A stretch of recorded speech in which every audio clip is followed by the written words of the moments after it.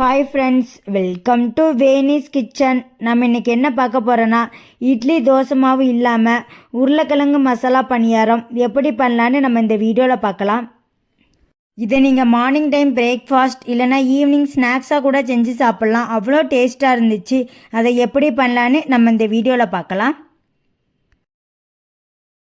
அதுக்கு ஒரு மிக்ஸி ஜாரை எடுத்துகிட்டு ஒரு 1.5 கப் அளவுக்கு நான் ரவை சேர்த்து மிக்ஸியில் அரைச்சி எடுத்துக்கிறேன்.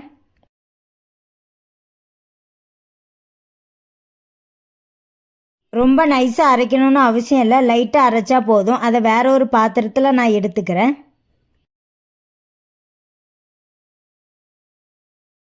அப்புறமா அது கூட 1 கப் அளவுக்கு நான் தயிர் சேர்த்துக்கிறேன். அப்புறமா 1/2 கப் அளவுக்கு நான் தண்ணி சேர்த்துக்கிறேன்.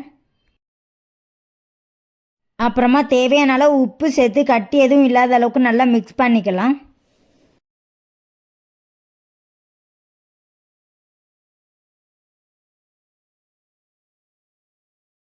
ரவையை தயிரோடு சேர்த்து நல்லா மிக்ஸ் பண்ணிவிட்டு ஒரு 10 நிமிஷம் க்ளோஸ் பண்ணி வைங்க. ரவை நல்லா ஊறி வரட்டும். அதுக்குள்ளே நம்ம பணியாரத்துக்கு தேவையான மசாலாவை செஞ்சு எடுத்துக்கலாம்.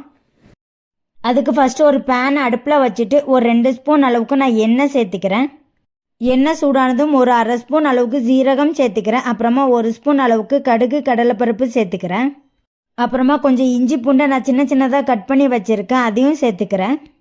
அப்புறமா 2 பெரிய வெங்காயத்தை சின்ன சின்னதாக கட் பண்ணி வச்சுருக்கேன், அதை சேர்த்துக்கிறேன். அப்புறமா ஒரு பச்சை மிளகாவை சின்ன சின்னதாக கட் பண்ணி வச்சுருக்கேன், அதை சேர்த்துக்கிறேன். அப்புறமா கொஞ்சமாக கருவேப்பிலையும் சேர்த்து நல்லா மிக்ஸ் பண்ணிக்கலாம். வெங்காயம் கண்ணாடி பதம் வர வரைக்கும் நல்லா மிக்ஸ் பண்ணிக்கோங்க.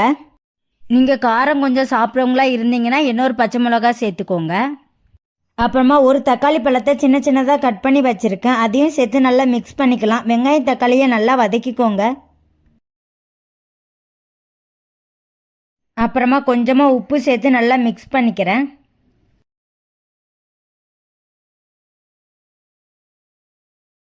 அப்புறமா ஒரு சின்ன ஸ்பூனுக்கு 1/4 ஸ்பூன் அளவுக்கு மஞ்சள் தூள் சேர்த்து நல்லா மிக்ஸ் பண்ணிக்கிறேன்.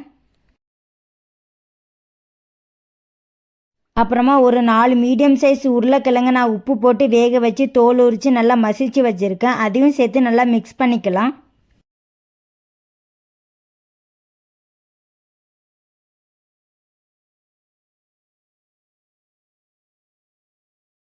உருளைக்கிழங்கு வெங்காயம் தக்காளி மசாலாவில் நல்லா மிக்ஸ் ஆகுற மாதிரி நல்லா மிக்ஸ் பண்ணிக்கோங்க.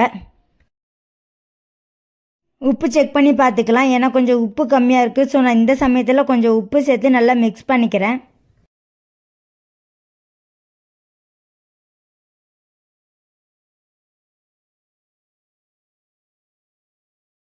அப்புறமா கொஞ்சம் கொத்தமல்லியை வாஷ் பண்ணி சின்ன சின்னதாக கட் பண்ணி வச்சுருக்கேன், அதையும் சேர்த்து நல்லா மிக்ஸ் பண்ணிக்கலாம். கடைசியாக நான் கொஞ்சம் பெருங்காயத்தூள் சேர்த்து நல்லா மிக்ஸ் பண்ணிவிட்டு அடுப்பை ஆஃப் பண்ணிக்கிறேன்.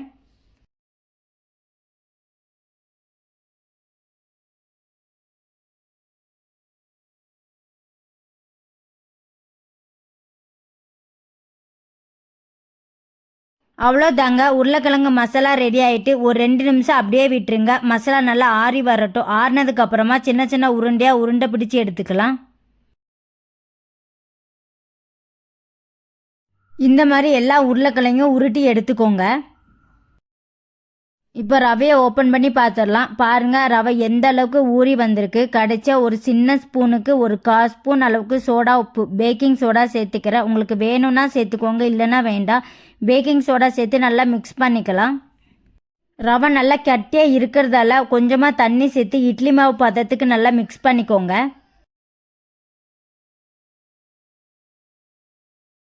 அப்புறமா பணியாரம் சுடுற பாத்திரத்தை அடுப்பில் வச்சுட்டு எல்லா ஹோல்லையும் நான் நெய் சேர்த்துக்கிறேன். உங்ககிட்ட நெய் இல்லைன்னா நீங்கள் எண்ணெய் கூட சேர்த்துக்கலாம். ஒரு ஹோலில் கொஞ்சமாக மாவு ஊற்றி அது மேலே நம்ம ரெடி பண்ணி வச்சுருக்கிற அந்த உருளைக்கிழங்கு மசாலாவை மேலே வச்சு அதை க்ளோஸ் ஆகுற மாதிரி அது மேலே கொஞ்சம் மாவை சேர்த்துக்கோங்க. இந்த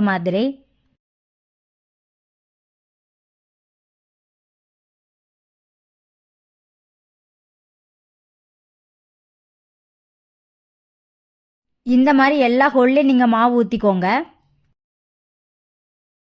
இந்த மாதிரி மேலே லைட்டாக வெந்து வந்ததுக்கப்புறமா இதை அந்த பக்கமாக திருப்பி போட்டுக்கலாம்.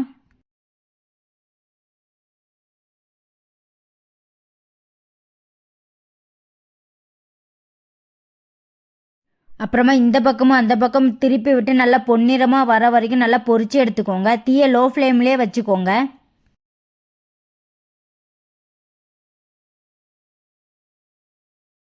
இந்த மாதிரி பொன்னிறமாக வந்ததுக்கப்புறமா அதை வேற ஒரு பாத்திரத்தில் எடுத்து வச்சிடலாம். அவ்வளோதாங்க. இதே மாதிரி உங்ககிட்ட உள்ள மிச்சம் உள்ள மாவையும் வச்சு மசாலா பணியாரம் சுட்டி எடுத்துக்கோங்க. அவ்வளோதாங்க. இதே மாதிரி நீங்களும் உங்கள் வீட்டில் ட்ரை பண்ணி பாருங்கள். குழந்தைங்களாம் ரொம்பவே விரும்பி சாப்பிடுவாங்க. இதோட டேஸ்ட்டு ரொம்பவே சூப்பராக இருந்துச்சு. உங்களுக்கு இந்த வீடியோ பிடிச்சிருந்தா லைக் பண்ணுங்கள், கமெண்ட் பண்ணுங்கள், வேனிஸ் கிச்சன் சேனலை சப்ஸ்கிரைப் பண்ணிக்கோங்க. பை ஃப்ரெண்ட்ஸ், நெக்ஸ்ட் வீடியோவில் பார்க்கலாம்.